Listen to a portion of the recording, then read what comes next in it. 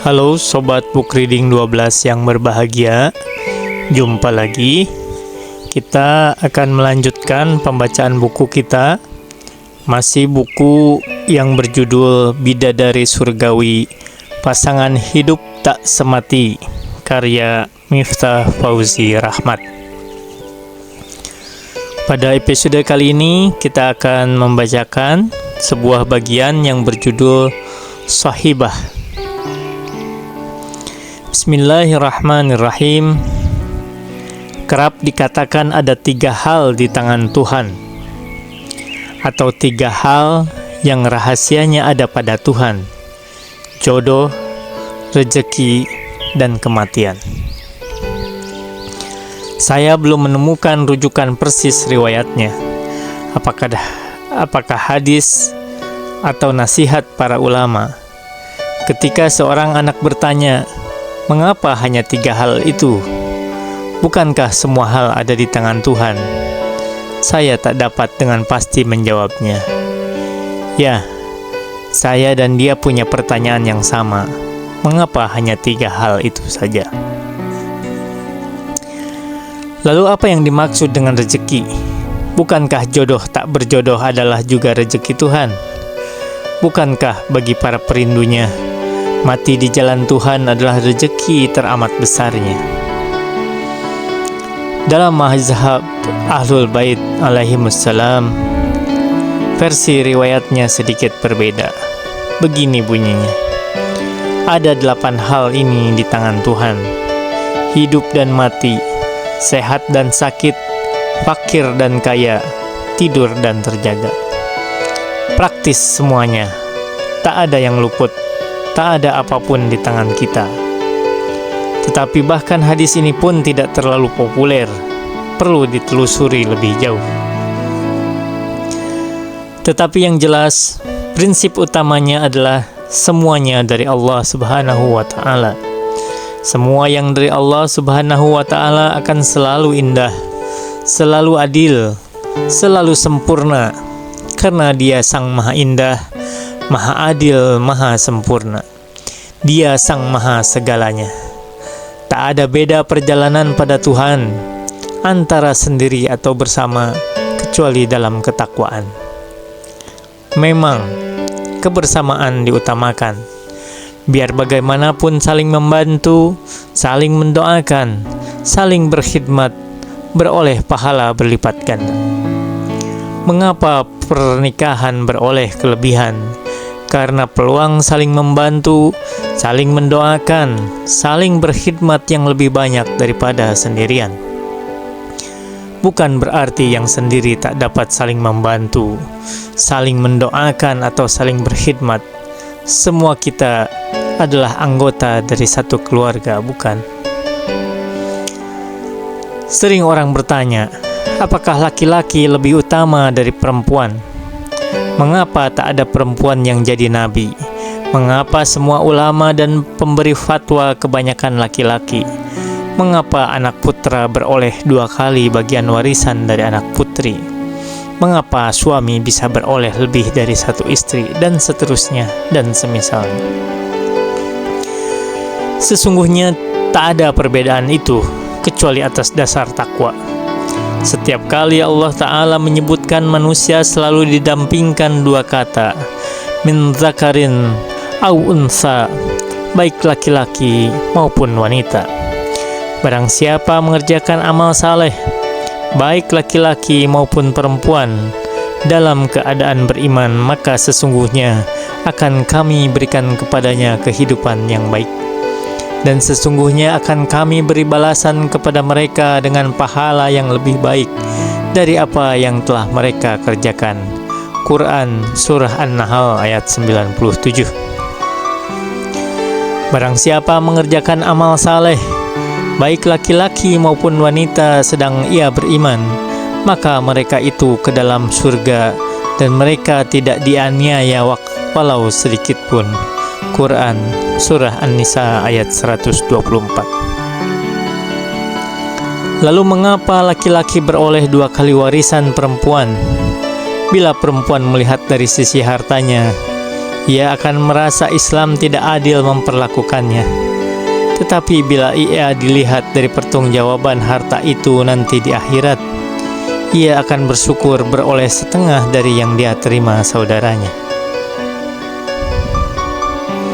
Dalam mazhab Ahlul Bait alaihimussalam, ada peluang untuk membagi sama antara anak putra dan putri melalui wasiat yang bisa dituliskan dan disampaikan sebelum waktu berpulangnya. Selain itu, perempuan melalui pernikahan telah beralih ke walian. Bila wali sebelumnya adalah ayahnya, setelah menikah, wali itu adalah suaminya. Wali artinya yang memegang seluruh urusannya. Memang secara lahiriah, kita semua dinisbatkan pada ayah kita, pada laki-laki. Tetapi secara batiniah, kita dinisbatkan pada ibu kita. Bila hendak mendoakan saudara yang sakit, doakan ia dan sebut nama ibunya. Perempuan memiliki banyak keutamaan dalam Islam. Di antaranya, ia punya satu dari sekian alam yang dilalui manusia: alam ruh, alam rahim, alam dunia, alam kubur, alam barzakh, alam akhirat. Satu dari alam itu dititipkan Allah Ta'ala pada perempuan.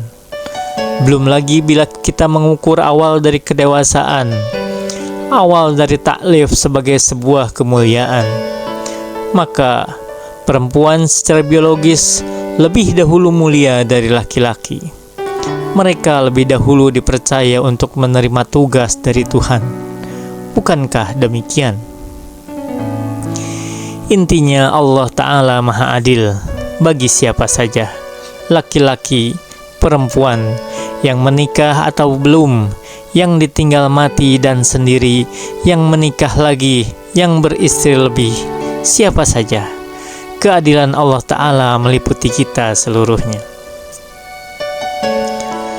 Telah kita bincangkan perbedaan antara imro'ah dan zaujah dalam Al-Quran. Imro'ah adalah istri yang belum tentu jadi pasangan di surga, yang belum tentu akan menemani perjalanan yang abadi. Demikian pula bagi suami, istilah Al-Quran untuk suami adalah ba'al. Begitu terjadi perceraian atau ada hal yang ditakutkan seorang istri dari suaminya, Al-Quran menggunakan kata ba'al atau jamak bu'ul. Dan jika seorang wanita khawatir akan nusyuz atau sikap tidak acuh dari suaminya, Quran Surah An-Nisa ayat 128. Wanita-wanita yang ditolak hendaknya menahan diri dari 3 quru. Tidak boleh mereka menyembunyikan apa yang diciptakan Allah dalam rahimnya jika mereka beriman kepada Allah dan hari akhirat, dan suami-suaminya berhak merujukinya dalam masa menanti itu jika mereka menghendakinya. Quran Surah Al-Baqarah ayat 228. Dalam kedua ayat itu digunakan kata ba'al dan bu'ul. Adapun zauj, penggunaannya adalah netral, pasangan. Ia bisa untuk istri, juga untuk suami. Ada juga pendapat lain, imro'ah dan ba'al digunakan untuk keterikatan berdasarkan hubungan lahiriah, hubungan jasmaniyah. Adapun jauzah adalah hubungan lahiriah yang disertai dengan keselarasan batiniah, kesehatian pikiran, dan kesesuaian keinginan. Zaujah adalah pasangan dengan cinta yang bertumbuh dan berkembang. Makin lama makin sepaham, makin lama makin sejalan. Disinilah paradoksnya. Saya sering ditanya rahasia dari hidup berkeluarga. Saya tidak dapat menjawabnya. Saya sendiri masih terus berusaha untuk itu. Yang jelas saya sampaikan, makin lama tahu, makin kita tahu bahwa kita tidak tahu. Makin belajar, makin tahu bahwa kita tidak mampu. Semakin bergantung pada mereka yang paling tahu. Begitu pula kehidupan berumah tangga. Tidak menarik lagi bila kita sudah tahu perangai pasangan kita. Tidak menantang lagi bila kita tahu kebiasaan dan sikapnya. Pelihara dan pertahankan kemisteriusan itu. Biarkan ia selalu menerka. Biarkan ia selalu menduga. Biarkan ada ruang antara kau dan dia. And let there be space among your togetherness. Let the winds of the heaven dance between you. Love one another, but make not a bond of love.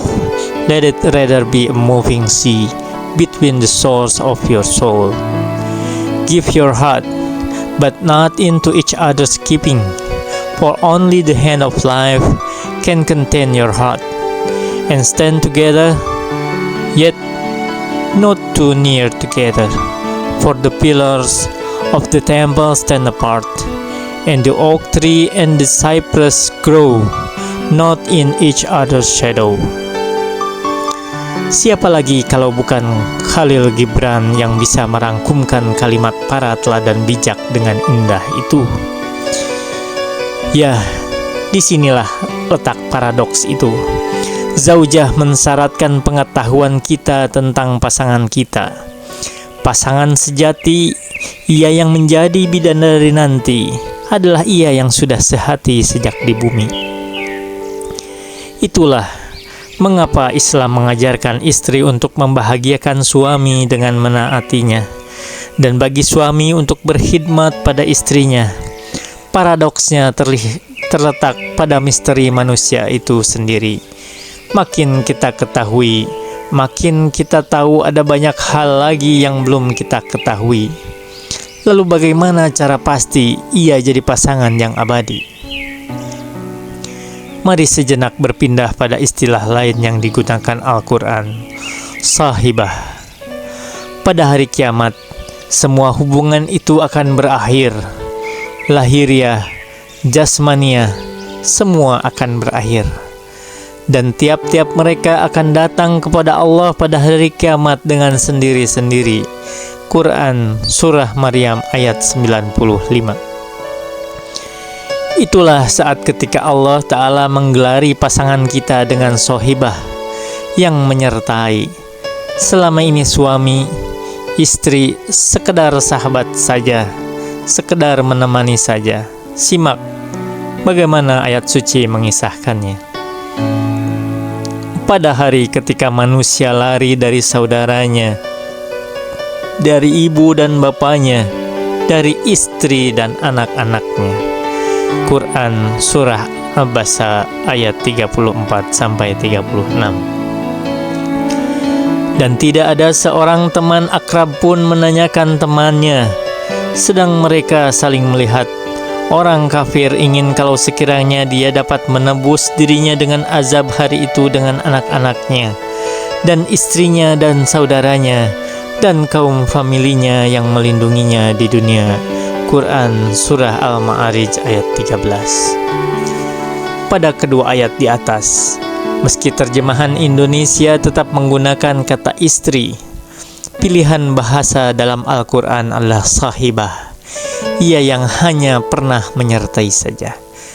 Dari imro'ah ada pilihan, menuju sahibah atau zaujah. Yang manakah saudara, diri dan pasangan kita? Wa ma taufiqi illa billah. Alaihi tawakkaltu wa ilaihi unib. Wassalamualaikum warahmatullahi wabarakatuh.